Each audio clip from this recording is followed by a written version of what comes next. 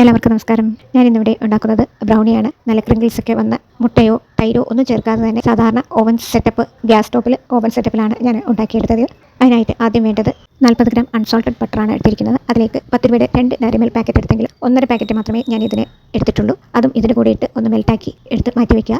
അതിനുശേഷം 5 table spoon പഞ്ചസാരയും 1 table spoon പാൽപ്പൊടിയും കൂടി മിക്സിയുടെ ജാറിലേക്ക് ഇട്ട് നന്നായിട്ട് പൊടിച്ചെടുക്കുക. പൊടിച്ചെടുത്ത് ഈ പഞ്ചസാര മിശ്രിതം നമ്മൾ നേരത്തെ തയ്യാറാക്കി വെച്ചിരിക്കുന്ന ബട്ടർ മിക്സിലേക്ക് ചേർക്കുക. അതിലേക്ക് ഒരു 1/2 ടേബിൾ സ്പൂൺ വാനില എസൻസ്, അതിനോടൊപ്പം തന്നെ 2 ടേബിൾ സ്പൂൺ കുക്കിംഗ് ഓയിൽ, വെളിച്ചെണ്ണ ഒഴികെ മറ്റേത് കുക്കിംഗ് ഓയിലും ഉപയോഗിക്കാവുന്നതാണ്. ഒരു 3 ടേബിൾ സ്പൂണോളം ഞാൻ മിൽക്ക് മെയ്ഡും കൂടി ചേർത്തിട്ടുണ്ട്, ഒരു പ്രത്യേക ടേസ്റ്റ് കിട്ടാൻ വേണ്ടിയിട്ടാണ്. ഇനി മറ്റ് ഡ്രൈ ഇൻഗ്രീഡിയൻസ് ഇതിലേക്ക് ചേർത്ത് കൊടുക്കാവുന്നതാണ്. ഞാനിവിടെ 1 കപ്പ് മൈദയാണ് എടുത്തിരിക്കുന്നത്. അതിലേക്ക് ഒരു 3/4 ടേബിൾ സ്പൂൺ ബേക്കിംഗ് പൗഡർ ചേർത്തിട്ടുണ്ട്. അതിനോടൊപ്പം തന്നെ ഒരു പിഞ്ച് ഉപ്പും അതുപോലെ തന്നെ ഒരു പിഞ്ച് ബേക്കിംഗ് സോഡയും ചേർത്ത് കൊടുത്തിട്ടുണ്ട്. ഇനി ഇതെല്ലാം കൂടെ ചേർത്ത് നന്നായിട്ട് ഇളക്കി യോജിപ്പിച്ച് എടുക്കണം. കാരണം ഡ്രൈ ഇൻഗ്രീഡിയൻസ് കുറച്ച് മേലെ നിൽക്കുന്നതിനാൽ നമ്മുടെ ബാറ്റർ, അതായത് മുട്ടയോ മറ്റ് തൈരോ ഒന്നുമില്ലാതെ തയ്യാറാക്കിയ ബാറ്ററാണ്. അപ്പോൾ അത് കുറച്ചൊന്ന് നന്നായിട്ട് ഇളക്കി യോജിപ്പിച്ചതിന് ശേഷം ഇതിലേക്ക് ഒരു 3 ടേബിൾ സ്പൂണോളം കൊക്കോ പൗഡറും 1 ടേബിൾ സ്പൂൺ കോൺ സ്റ്റാർച്ചും കൂടെ ചേർക്കുന്നുണ്ട്. അപ്പോൾ നമ്മുടെ ബ്രൗണിക്ക് നല്ല ക്രിങ്കിൾസ്, അതായത് നല്ല മുകൾ ഭാഗത്ത് നല്ല മുരുമുരാന്ന് വരാൻ വേണ്ടിയിട്ടാണ്. എന്നിട്ട് ഇതിലേക്ക് ഞാനൊരു 1/2 കപ്പോളം പാല് കൂടി ചേർത്ത് നന്നായിട്ട്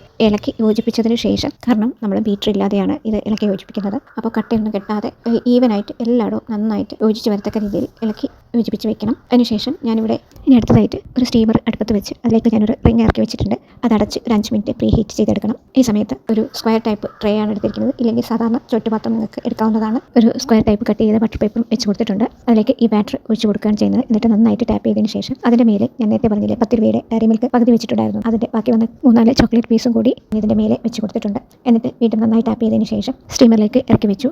കൃത്യം 40 മിനിറ്റ് ആയപ്പോൾ ഇതുപോലുള്ള നല്ല റിങ്കിൾസ് ഒക്കെയുള്ള സോഫ്റ്റ് ആയിട്ടുള്ള ബ്രൗണി എനിക്ക് ലഭിച്ചിട്ടുണ്ട്. അപ്പോൾ നമുക്ക് മറ്റ് സപ്പോർട്ടൊന്നും ഇല്ലാതെ തന്നെ, അതായത് ഓവൻ്റെയോ ബീറ്ററിൻ്റെയോ മറ്റും സപ്പോർട്ട് ഇല്ലാതെ തന്നെ, അപ്പോൾ ഈ ക്രിസ്മസിനോ ന്യൂ ഇയറിനോ നിങ്ങൾക്ക് ഇതുപോലൊരു ബ്രൗണി എളുപ്പത്തിൽ ഉണ്ടാക്കി നോക്കാവുന്നതാണ്. അപ്പോൾ എല്ലാവർക്കും ഈ വീഡിയോ ഇഷ്ടമായാൽ ലൈക്ക് ചെയ്യുകയും സബ്സ്ക്രൈബ് ചെയ്യുകയും ഷെയർ ചെയ്യുകയും